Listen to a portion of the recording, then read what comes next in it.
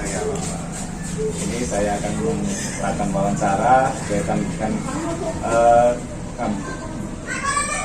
kemudian jangan Bapak ya, ini Bapak nomor 1 Bapak. Selama ini bagaimana Anda dapat mengidentifikasi kasus-kasus yang merupakan dilema etika atau kebutuhan moral Bapak? Ya, kasus-kasus itu kan kadang-kadang muncul berdasarkan pertimbangan benar dan salah atau sebagainya. Namun demikian kasus itu muncul manakala tidak sesuai dengan sesuatu yang wajar, sehingga kita dapat menemukan kasus ini merupakan kasus dan ini merupakan yang biasa sehingga tidak perlu dipermasalahkan.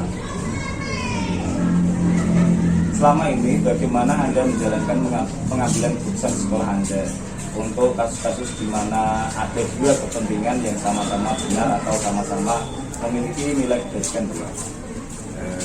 Contohnya seperti apa ya? Dan misalnya ada dua kepentingan antara kepentingan pribadi dan kepentingan golongan, itu bagaimana Anda mengambil Itu ya, pada dasarnya kita selaku pegawai negeri sudah ada aturan sehingga selama tidak melanggar aturan itu sendiri itu tidak bisa kasus. Namun kadang-kadang antara kepentingan pekerjaan dan kepentingan sosial itu kadang-kadang memang berbeda. Salah satu contoh kalau misalnya setiap hari kita wajib datang dalam waktu yang tepat, berhadapan dengan boleh dan sebagainya memberikan pelajaran. Namun di sisi lain di lingkungan sosial kita ada masyarakat atau tetangga kita yang meninggal, sehingga kita tidak bisa mengingkari itu.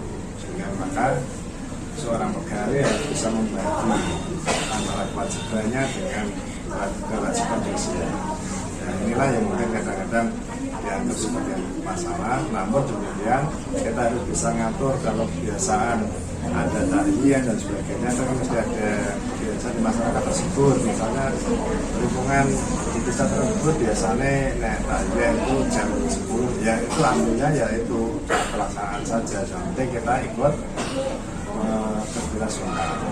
Tapi di dalam pekerjaan ya kita harus memenuhi kewajiban dulu, kita datang dulu, nanti pada saat jam yang mungkin kebiasaan jam 10 harus ke belasungkawa di tempat tetangga, itu kita beri izin keluar.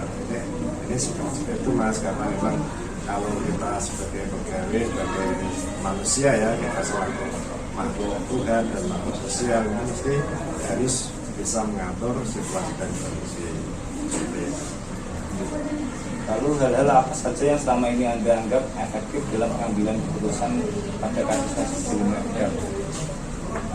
Pengambilan keputusan itu efektif manakala sesuai dengan harapan yang bersangkutan, sesuai dengan aturan yang ada dan sebagainya. Sehingga kita perlu hati-hati dalam sesuatu itu harus dipertimbangkan, sehingga kita perlu informasi yang tepat, fakta yang tepat, dan konfirmasi dengan yang bersangkutan sehingga pengambilan keputusan tidak merugikan dan bersangkutan. Demikian Mas. Lalu hal-hal apa saja yang selama ini merupakan tantangan dalam pengambilan keputusan pada kasus-kasus dilema etika tadi? Tantangannya adalah untuk keberanian Mas. Kalau misalnya seseorang atau selalu berbarengan dengan kegiatan sosialnya, sementara pekerjaannya belum kelar dengan dunia sosial, ini kita harus berani. Yang pertama berani ambil informasi atau mengundang yang bersangkutan untuk kita konfirmasi, kemudian kita ambil istilahnya informasi dari teman apakah benar yang bersangkutan itu ada kegiatan seperti ini, termasuk seringkali, sehingga harapan kita adalah mengenai hubungan pekerjaan antara kedinasan dan sosial. Lalu apakah Anda memiliki sebuah tata kawa atau jadwal tertentu dalam sebuah penyelesaian sebuah apakah Anda langsung menyelesaikan di tempat atau tidak, atau memiliki sebuah jadwal untuk menyelesaikannya, atau proses siapa yang menjalankan? Kasus yang muncul itu adalah sifatnya langsung kita ketahui, otomatis dapat kita lakukan pemanggilan untuk mengkonfirmasi kejadian. Kemudian istilahnya apa? Kalau misalnya kasus itu butuh pertimbangan yang lebih mendalam lagi, harus kita mencari informasi baru, mungkin mencari informasi sumber yang valid, itu mungkin bisa ditunda. Namun demikian prinsipnya adalah cepat lebih baik, sehingga kasus sudah selesai dan tidak ada permasalahan di lembaga kita. Adakah seseorang atau faktor yang selama ini mempermudah atau membantu Anda dalam mengambil keputusan dalam kasus-kasus dilema etika? Ya, pengambilan keputusan dilema etika ini berdasarkan satu fakta yang nyata, kemudian mungkin sumber yang valid juga, yang dapat dipercaya, sehingga dari banyak pertimbangan itu kita dapat mengambil keputusan yang lebih baik atau tepat sasaran istilahnya, sehingga kita melakukan pegawai yang bersangkutan. Dari semua hal yang telah disampaikan, pembelajaran apa yang dapat Anda petik dari pengalaman Anda mengambil keputusan dilema etika? Intinya, jika kasus itu pernah ada, ya kita bertolak pada kasus yang ada tersebut. Dari mungkin dari orang lain atau yang sama dengan orang yang bersangkutan, sehingga pengambilan keputusan ini menjadi pengalaman kita, tambahan dari kita.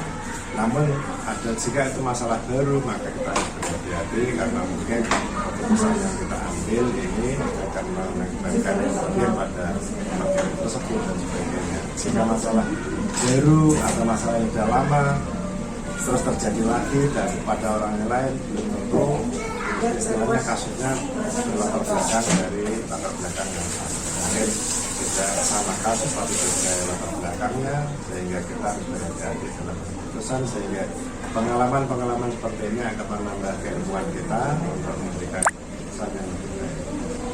Terima kasih Bapak atas waktunya dan penjelasan dari Bapak atas pertanyaan yang saya sampaikan. Mudah-mudahan ini sebagai referensi saya untuk belajar di maupun Bapak. Terima kasih Bapak. Sama-sama. Wassalamualaikum warahmatullahi wabarakatuh.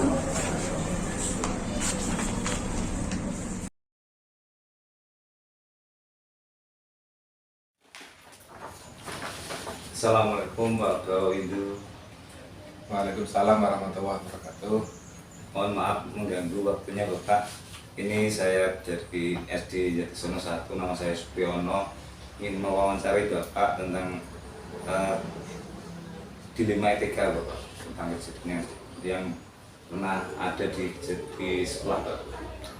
Terima kasih Bapak Supriyono yang berkenan hadir di sekolah kami dalam rangka menyelesaikan tugas di program guru gerak. Dengan yang ditanyakan tadi adalah bagaimana mengidentifikasi sesuatu yang merupakan dilema etika. Berkaitan dengan dilema etika, bahwa dilema etika yang kami pahami bahwa sebuah pengambilan keputusan yang bisa dikatakan sulit memang, karena di sana ada hal yang benar dihubungkan atau dihadapkan dengan hal yang benar juga, sehingga di sana harus diambil sebuah keputusan yang baik dan tidak melanggar atau menabrak sebuah regulasi yang ada. Sedangkan bagaimana kita bisa menahan diri untuk menghindari bujukan moral, terutama berkaitan dengan pelanggaran hukum ataupun pelanggaran moral yang ada di masyarakat, sehingga kita bisa menahan diri untuk tidak melakukan kegiatan tersebut. Selama ini bagaimana Anda dapat mengidentifikasi kasus-kasus yang merupakan dilema etika dan moral itu Bapak? Berkaitan dengan identifikasi, yang pertama berkaitan dengan dilema etika, bahwa kita harus bisa dan mampu memiliki pandangan yang lebih luas berkaitan dengan mana hal yang benar dihadapkan dengan hal yang benar. Selanjutnya, hal tersebut kedua-duanya memang benar, dan bagaimana kita harus bisa melihat apakah kebenaran tersebut melanggar regulasi yang ada atau tidak. Kalau melanggar dilema tersebut melanggar regulasi, sehingga kita harus memilih keputusan yang tidak melanggar regulasi tersebut. Sedangkan yang berkaitan dengan rujukan moral itu sudah sangat bisa dipastikan bagaimana kita harus menghindari rujukan moral tersebut, karena pada umumnya rujukan moral itu mengarah ke hal yang negatif. Selama ini bagaimana Anda menjalankan pengambilan keputusan sekolah Anda untuk kasus-kasus di mana ada dua kepentingan yang sama-sama benar atau sama-sama mengikuti nilai kebajikan? Oke. Hal selanjutnya yang ditanyakan adalah bagaimana kita mengambil keputusan di sekolah ketika dihadapkan dua hal yang memang benar dan dua hal yang harus dan yang mengandung kebajikan. Yang pertama, sudah saya sampaikan tadi, yang pertama kita harus melihat apakah kebijakan tersebut melanggar regulasi atau tidak. Selanjutnya, ketika hal tersebut tidak melanggar regulasi, baru kita bisa mengambil opsi yaitu skala prioritas. Karena skala prioritas itu harus sifatnya segera dilaksanakan, bisa dibayar berikutnya. Sedangkan untuk rujukan moral itu sudah karena rujukan moral bisa mengarah ke ranah yang hal negatif, sehingga pada hubungan melanggar regulasi. Lalu langkah-langkah atau prosedur seperti apa yang biasa Anda lakukan selama ini? Langkah yang kami tempuh berkaitan dengan pengambilan tersebut, yang paling pertama adalah bagaimana kita bisa mengidentifikasi kasus tersebut. Mengidentifikasi terus mengumpulkan bukti, selanjutnya kita melakukan komunikasi dengan stakeholder yang ada. Ketika kasus tersebut diambil di sekolah, kita harus bisa berkomunikasi dengan keluarga sekolah, baik itu guru, siswa, ataupun komite yang menangani kesinggung di sekolah. Selanjutnya, setelah itu semua bisa dikomunikasikan, kita mengarah ke komunikasi dengan pihak yang lain, orang tua, siswa, sehingga tidak ada bahasanya tidak didiskusi di antara kita. Setelah dialog tersebut masalahnya sudah direparasi, sudah diadakan ada mengumpulkan bukti-bukti yang ada, selanjutnya kita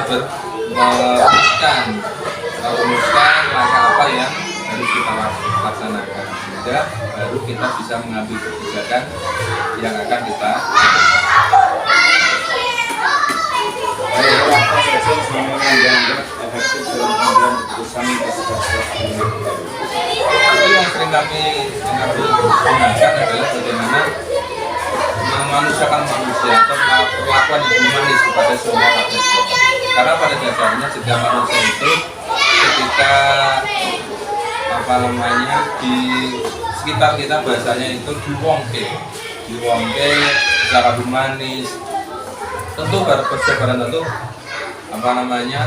setiap orang itu akan respect dengan apa yang kita sampaikan. Hal-hal apa saja yang selama ini merupakan tantangan dalam pengambilan keputusan pada kasus ini? Kalau ketantangan yang kami hadapi selama ini adalah karakteristik. Kita tidak bisa memaksakan kepribadian seseorang untuk ikut kepada kita, karena setiap orang itu memiliki kemampuan yang berbeda, kemampuan yang berbeda, dan cara pandang juga yang berbeda. Akan tetapi kita harus bisa mengarahkan, bisa menyelaraskan semua kebijakan yang ada di sekolah itu harus kita hadapkan dan kita atur sesuai dengan regulasi yang ada, sehingga perjalanan kebijakan yang ada di sekolah itu sama sekali tidak melanggar regulasi yang ada. Apakah Anda memiliki sebuah tata kelola atau jadwal tertentu dalam sebuah penyelesaian? Apakah Anda langsung menyelesaikan di tempat atau memiliki sebuah jadwal untuk menyelesaikannya? Bentuk atau prosedur seperti apa yang Anda jalankan? Terkait dengan penyelesaian masalah, waktu dan jadwal yang diselesaikan. Kita menyelesaikan sebuah masalah itu melihat kasusnya, kalau kasus tersebut bisa diselesaikan di tempat tersebut dan waktu tersebut, kita harus bisa menyelesaikan sehingga tidak berlarut. Akan tetapi ketika sebuah kasus tersebut atau dilema tersebut melibatkan semua banyak pihak, harus kita komunikasikan dengan stakeholder yang ada, sehingga kebijakan yang kita ambil tersebut tidak melanggar regulasi dan juga tidak menyakiti hati semua orang, sehingga dilema tersebut dapat kita kelola dengan sangat baik. Adakah seseorang atau faktor apa yang selama ini memudahkan atau membantu Anda dalam mengambil keputusan dalam kasus-kasus dilema etika, Bapak? Untuk seseorang kami kadangkala itu memberikan peran kepada teman-teman yang usianya dalam tanda petik itu lebih senior, karena beliau sudah banyak makan asam garam ketika menyelesaikan sebuah kasus atau dilema. Akan tetapi faktor yang paling saya tekankan bahwa setiap manusia itu punya rasa karsa yang harus kita olah sedemikian rupa sehingga setiap orang bisa mewujudkan dirinya dan mempresentasikan dirinya bahwa merupakan perwujudan dari makhluk sosial dan harus bisa kita kelola dengan sangat. Dari semua hal yang telah disampaikan Bapak tadi, pembelajaran apa yang dapat Anda petik dari pengalaman Anda mengambil keputusan dilema etika? Pelajaran yang dapat kami petik dari semua yang sudah kami laksanakan tentang dilema etika dan rujukan moral bahwa kita sebagai manusia itu sudah ada aturan yang mengatur kita. Satu, yang berkaitan dengan hubungan kita dengan negara, regulasi yang ada. Itu harus sangat kita patuhi untuk menjalankan hal tersebut di sekolah. Yang kedua, berkaitan dengan norma yang ada di lingkungan. Karena kita mau tidak mau dan harus bersinggungan dengan warga sekitar. Dan sudah pada tentu apa yang kita lakukan di sekolah merupakan fondasi dan tonggak menciptakan dan mewujudkan generasi muda yang memiliki dasar untuk melanjutkan kehidupan bernegara ini berdasarkan Pancasila sebagai dasar negara. Itu tujuan kami dan pesan moral yang dapat kami petik dari kegiatan yang sudah kami laksanakan. Iya, terima kasih Bapak atas waktunya, atas segala jawaban yang sudah Anda sampaikan. Mohon maaf atas segala peran kami Bapak. Sama-sama Pak Jopri, semoga panjenengan dalam langkah menempuh program guru penggerak selalu dimudahkan oleh Tuhan Yang Maha Kuasa dan dapat finish dengan baik. Ya, baik Bapak. Ya, Assalamualaikum. Waalaikumsalam warahmatullahi wabarakatuh.